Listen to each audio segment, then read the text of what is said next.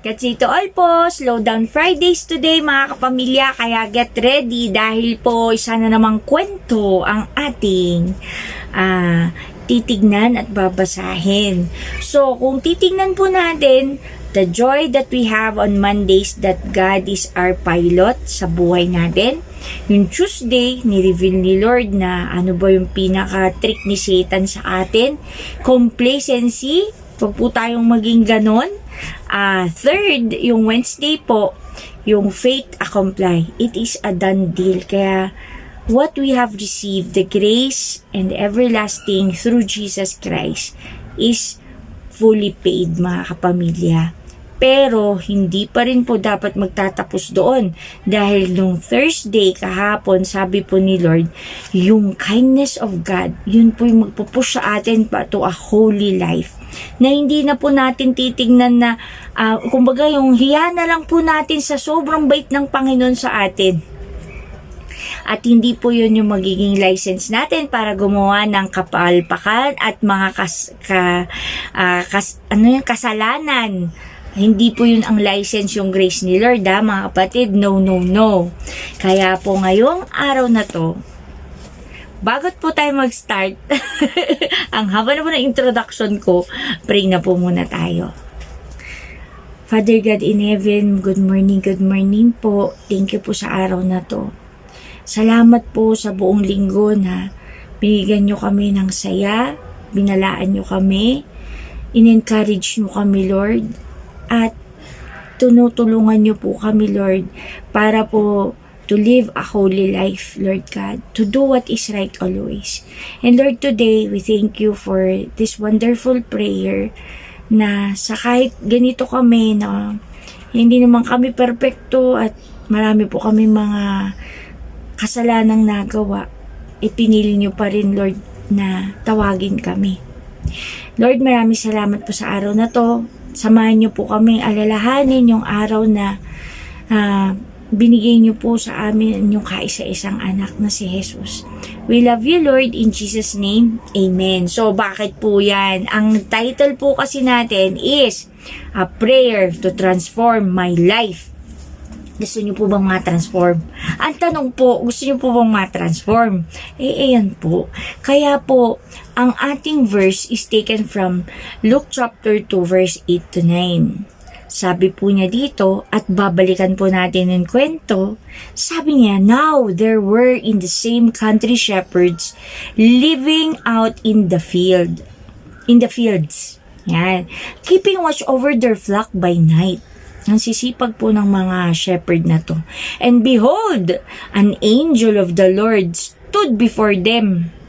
And the glory of the Lord shone around them. And they were greatly afraid. So ito po, nagpaparamdam na po ang Panginoon. Malapit na po ang Pasko. Malamig na po ang simoy ng hangin. Kaya po balikan po natin mula verse 8 hanggang tapusin po natin hanggang verse 20 at tignan po natin, sabi niya nga po, ayun daw po, pagbabasahin ko po sa NIV, and there were shepherds living out in the fields nearby, keeping watch over their flock at night. Ibig sabihin po, ang mga sheep po ng mga panahon na yun, mga kapamilya, ay isang treasure nila, pag-aari, yung pinahahalagahan nila. Kaya nga kahit hanggang gabi, inaalagaan nila yun, binabantayan nila. Ibig sabihin, importante yung shepherd, ay yung mga sheep sa kanila bilang mga shepherd. Pero ito po ang nangyari. Sabi nga po, an angel of the Lord appeared to them. Bulaga! Sabi ng ganyan. And the glory of the Lord shone around them. Siguro aliwa-liwanag. And they were terrified. Sino ba naman po ang hindi matatakot? Makita ka ng anghel, tapos biglang ang dilim-dilim, tapos biglang lumiwanag, parang LED light. Tapos sabi pero ng mga anghel, sa verse 10, but the angel said to them, do not be afraid. I bring you good news. Yun po yung magtatransform ng buhay natin. I bring you good news of great joy that will be for all the people. Yan. Dahil bakit daw po? Ano po yung good news na yon? Sabi niya, today in the town of David, a Savior, ang tagapagligtas, sabi niya, has been born to you. He is Christ the Lord. O sabi nga po ni Pastor Arnel, yung Christ po ay hindi apelyido ni Jesus Christ yun ha. Yan. The Lord, this will be a sign to you. You'll find a baby wrapped in a cloth and lying in the manger. Yan po talaga pong specific po yung description ng anghel doon sa Savior na yun. Pag kayo po, may nagsabi sa inyo, may good news ako sa inyo. Si Jesus, siya ang makakapagligtas sa inyo. Di ba po? Hindi na siya nasa manger. Pero today, yan po yung good news na ipoproclaim natin sa mga tao. Sabi niya, suddenly, a great company of heavenly hosts appeared with the angel, praising God and saying, glory to God in the highest, and on earth peace to man, on whom His favor rest. Tingnan nyo po yung in-announce ng mga anghel. Hindi naman nila ina-announce yun kung hindi pinapa-announce ni God sa kanila, di ba? Kaya ano po sinabi? Sabi niya, i-glorify natin ang Panginoon. Sabi niya, dahil meron na peace to man, on whom His favor rest. So yun po ay pabor ng Panginoon para sa atin. Kasi nga po, we are dead in sin. The wages of sin is death. Kaya po ito, pabor ng Panginoon. Grace niya paulit-ulit na sinasabi sa atin, mga pamilya. Pero tingnan niyo po kung anong ginawa ng mga shepherd. Sabi niya, when the angels had left them and gone into heaven, wow, siguro pag tayo, ako'y shock. Matulawa pa tayo, no? The shepherds said to one another, tingnan niyo po, nung narinig nila at nasabi sa kanila, namangha sila, nakita nila yung glory ni Lord.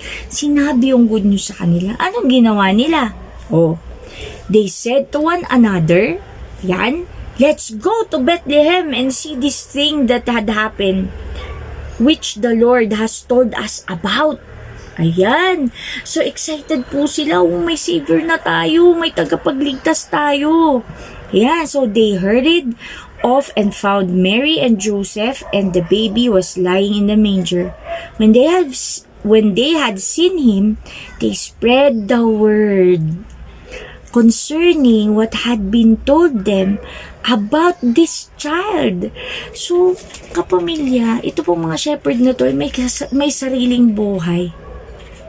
Tulad natin, meron tayong mga sarili-sariling buhay. May mga inaaruga tayo sa ating buhay. May mga mahalagang bagay tayo sa buhay. Pero, once nung nakita nila, yung sinabi sa kanila, yung good news na yon, who is Jesus Christ, tingnan niyo po ang ginawa nila. When they had seen Him, ibig sabihin, tinignan nila, naramdaman nila, nakita nila, totoo yung sinasabi. What they have been told about this child, sabi niya, when they had seen him, they spread the word concerning what had been told them about this child. Hindi po sila, wala nang pakialam, hindi po sila chismosa lang, natitingnan lang nila, ay meron nga, oo nga, meron nga. Hindi. Anong ginawa nila? I-spread nila yung word. May power talaga si Lord. Hindi sabi nga ni Lord, you did not choose me, I chose you. And appointed you. Sabi ni Lord. O, kapag ka po dumating po sa atin yung good news na yon at nakaranas po tayo ng power ni Lord at nakaka-accept na tayo kay Jesus, hindi po yun magsastop talaga sa atin eh. Magsuspread talaga tayo ng kung sino si Jesus Christ, tulad po ng mga shepherd na ito.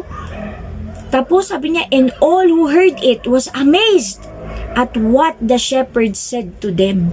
Shepherds, kung isipin niyo po, hindi po sila mga mayaman na tao. Kumbaga, sa panahon po at sa context ng Jerusalem, sila po ay mga ordinaryong tao. Tulad po natin, ordinaryong nanay, ordinaryong manggagawa. Pero, ano sinabi? Nung narinig nila yon, nakita nila, naranasan nila yung power na, kumbaga nakita nila, tapos totoo yung sinabi. ay hindi po sila umistap at sila po ay nagsabi sa ibang tao, totoo, ito yung sinabi ng anghel. Ito yung, sa panahon natin yan, totoo itong sinabi ng Bible. Ito yung word ni God. Ang Bible is, as sinulat yan at pinasulat ng Panginoon sa mga pinili niyang tao. At ito ang katotohanan na ang si Jesus lang ang tagapagligtas natin. Sabi niya po, tapos, na-amaze sila doon sa mga sinabi ng shepherd. Tingnan nyo po, may power talaga kapag ikaw yung pinili ni Lord, tapos magsasalita ka sa iba, meron at merong mangyayari. But Mary treasured up all these things and pondered them in her heart. The shepherds returned, glorifying and praising God for all the things they had heard and seen, which were just as they had been told. At ano pong ginawa? Pagkatapos nun, wala na? Hindi po. Anong ginawa ng mga shepherds? Tuloy-tuloy po, nag-glorify nila ang Panginoon at praise nila ang Panginoon dahil sa lahat ng ginawa niya. Lahat ng narinig nila, lahat ng nakita nila at sinabi sa kanila. Tayo po ba, bilang mga ordinaryong tao na nakarinig ng katotohanan kung sino si Jesus, ganito rin po ba yung puso natin para hindi mahiya at pagkalat si Jesus sa ibang tao? Saliksikin po natin, ang lalim po nun. Tingnan po natin yung heart natin. Believe it or not, upon hearing the gospel, upon hearing the good news, upon na pinadala ng Panginoon yung isang tao para makakilala ka kung sino si Jesus, hindi po aksidente yun. Kayo po ang pinili niya. Tulad ng mga shepherd na nandito, pinili sila kahit na ordinaryong shepherd lang sila. Tulad po natin. At patuloy po na ginawa nila yung dapat nilang gawin. Pinagkalat nila yung katotohanan na yun. Talagang na-amiss yung mga ibang tao at hindi lang po sila nag-stop doon. Tuloy-tuloy po silang nag-glorify at nag-praise kay Lord. Lapit na po yung Pasko. Malapit na rin po mag-end ang 2021. Kamusta po tayo? Meron na po ba kayong naibahagi sa iba, sa mga mahal nyo sa buhay? Kapag share na po ba kayo kung sino talaga si Jesus sa buhay nyo? 2 years na po mga kapamilya, magto 2 years na po yung pandemic. And we have seen a lot of miracles, a lot of blessings and favors that comes only from our Father in heaven. At sobra po yung mga joy na naranasan natin dahil sa Kanya. Huwag po kayong mahiya. Ipagkalat nyo. Sabihin nyo po sa kanilang lahat. So, ayan po. Nawa yung joy na yon upon hearing the good news in your lives, who Jesus is, yun po yung mag-transform patuloy ng buhay natin. Pag-pray po natin yun. Tulad nga po ng prinig dito ni Pastor Max Luquedo. Pasensya na po kung madadagdagan pa yan. Kaya po, mga kapamilya, sana po bigyan nyo ng halaga yung araw na bumulaga sa inyo ang word ni Lord, the gospel of truth, the good news about who Jesus is. At nawa po, hindi lang po nandito yan. Spread it, man. Spread nyo po. Naniniwala po ako na you are appointed to spread it. Huwag po kayo mahihiya. And patuloy po tayong i-transform ng Panginoon from glory to glory into His likeness. Ayan lang po mga pamilya. Slow down Fridays. Mag-pray po tayo sa Panginoon at ipag-pray po natin yung mga mahal natin sa buhay. Sino po ba yung gusto ng Panginoon na bulungan ninyo, na pagsabihan nyo, kung magchichismisan na lang po tayo, ichismis nyo na lang po si Lord, di po ba? Si Jesus Christ na lang. Ayan po. So, pray na po tayo, kapamilya. Lord, we rejoice that you are the uncommon God comes to ordinary people like us. Sino nga po ba kami, Lord? Hindi naman po kami special para tawagin ninyo, na para po makapakinig at alam niyo, Lord, ma-receive namin yung gift, Lord God, of eternal life with the faith we have in Jesus Christ, your Son. Salamat po. As the shepherds did, kami rin po, Lord. We simply welcome you to transform our lives, Father God, into the extraordinary by your grace and love. Lord, your word is powerful, Lord God, at naniniwala po kami na may mangyayari po sa bawat buhay na makakapakinig sa inyo.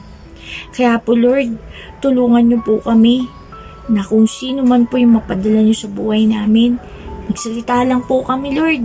Kayo lang po yung i-share namin. At nawa po, Panginoon, one way or another, isang araw, makikita rin po namin sila na naniniwala sa inyo. Makita po nila yung power ng salita ninyo, Panginoon, sa kanilang mga buhay. Maraming salamat po, Lord. Dahil po, kahit ordinaryo kami, ginagawa niyo po kami extraordinary because of your love, because of your grace and mercy, and because of who Jesus in our lives. Be with us till the end, Lord. Hanggang pagdating niyo po, prepare us. In Jesus' mighty name we pray. Amen. Good morning po.